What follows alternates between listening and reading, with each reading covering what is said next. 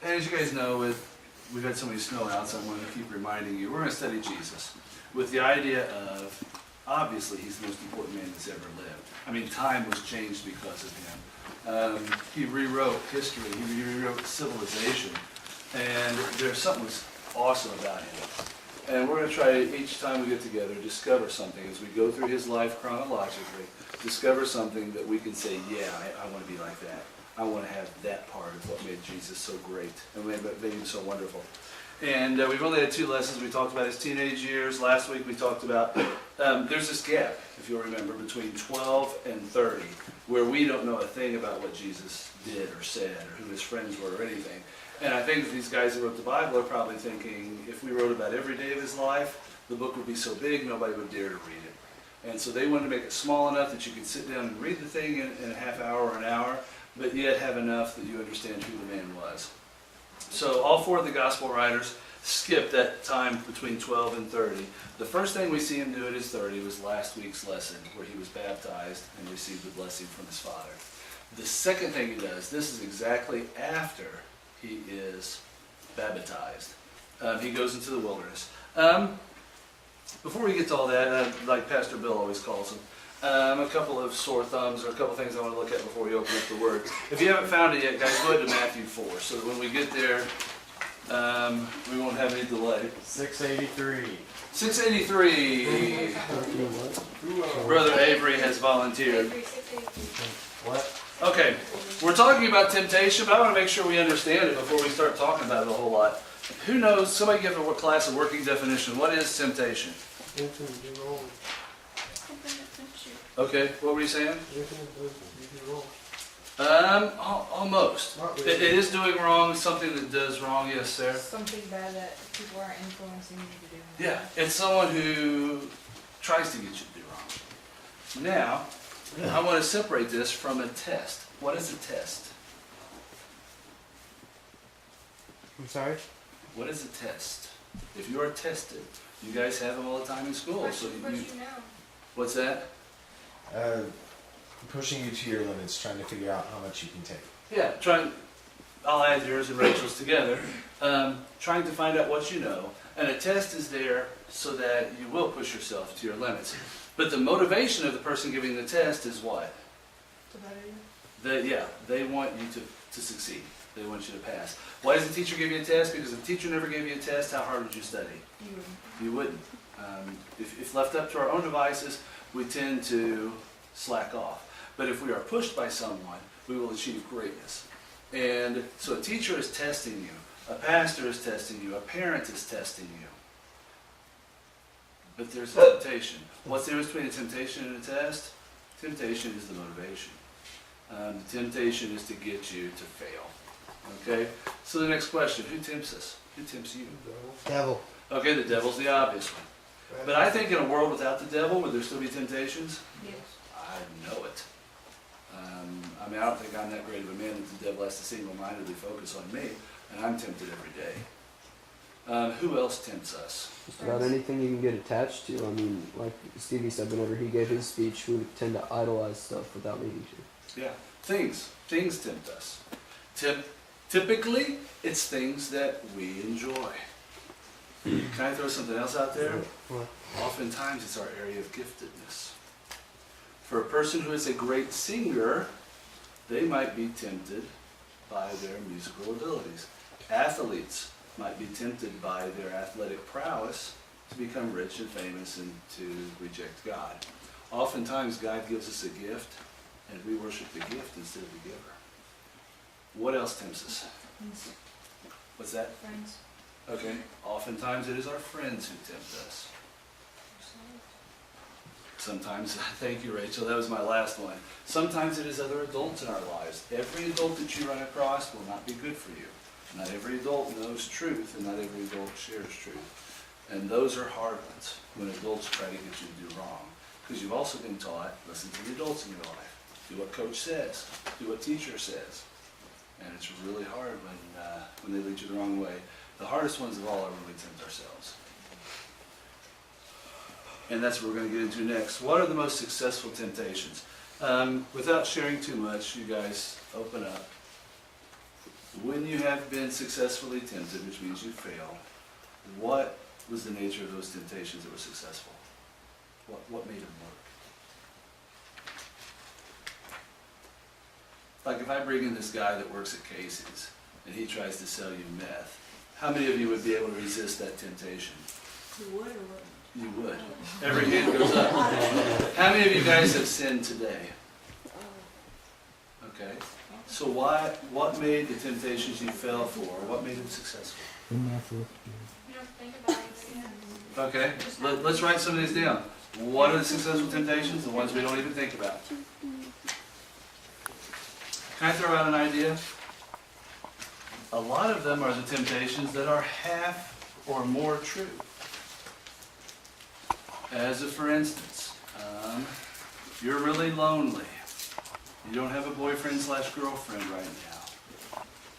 So, why don't you smoke pot to feel better? Okay, that temptation might work on somebody because there are truths. I don't currently have a boyfriend/girlfriend. I do feel lonely right now. But the conclusion is wrong. That's what makes it temptation, that's what makes it wrong thinking. The other best temptations that you're going to find in your life are the ones that agree with your faulty thinking. So you write down, agree with my faulty thinking. As a for instance, if I start thinking, let's just use that one I used before. If I start thinking that my value is only found through having a significant other. Like when I have a boyfriend, I feel worthwhile and I feel loved and I feel appreciated. When I'm without a boyfriend, I feel like crap. Okay? And so if I think, hey, I need to skip church so that I can go work out every Wednesday and every Sunday. I've got to lose 50 pounds or else I'll never get a boyfriend. It'd be easy to fall for that one if you already in your mind think I'm only worth something if I have a boyfriend. So we need to make sure our minds are focused on Christ, that we understand truth so that the devil doesn't have a foothold. Let's get into it. Matthew 4, 1 and 2. Could my first two readers get us started, please?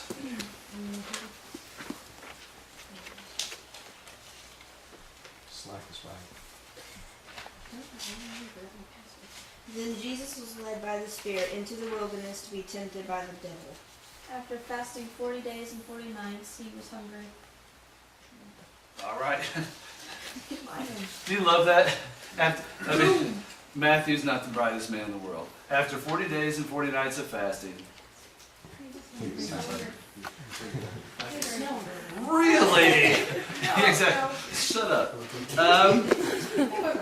It's an inside joke with Hannah, and I'm being very legit when she needs to be quiet. She's making fun of her father. First of all, before we get into it, what is fasting? The whole story is about fasting, so I want to make sure we giving up something, usually food. Does it have to be food? No, usually it is. Most often it is, but it does not have to be. Giving up something for what reason? For spiritual reasons. If I go on a diet, like if I stop eating carbs, is that fasting? If I go 3 days without food to lose weight for wrestling, is that fasting? No. Fasting has a spiritual component over the body. Jesus is fasting. We believe the Jewish tradition then was when you were baptized to accept God as your God. Their tradition was you'd spend 40 days of fasting in the wilderness. Jesus is only doing what every other Jewish man his age would have done. You go down, you get baptized, you spend 40 days in the wilderness. His would have been a water-only fast. That's what the Jewish tradition of that age was. So he would have done 40 days water only. I've known some people that did no water fasting, and that's harsh. 2 days? About 7 days, and then you're on an IV fast. Why? Why do people fast? We know what it is. Why in the world do they fast? Is that my next question? Yes. Hey, good. Yes.